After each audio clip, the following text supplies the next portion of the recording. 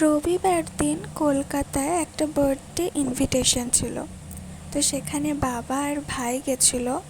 আমার আর মায়ের যেতে একদমই ইচ্ছা করছিল না, কারণ অত জার্নি, সত্যি আমাদের ইচ্ছা ছিল না জার্নি করার।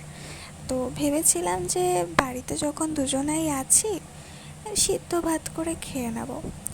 কিন্তু পরে কি মনে হলো যে আমরা এগ বিরিয়ানি করার কথা ভাবলাম। তো লাইফে ফার্স্ট টাইম আমি আর মা মিলে এগ বিরিয়ানি করলাম।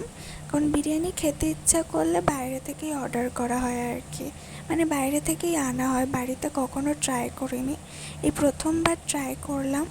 যাই হোক, ছোট্ট করে এই ভিডিওর মাধ্যমেই রেসিপিটা শেয়ার করে দিলাম।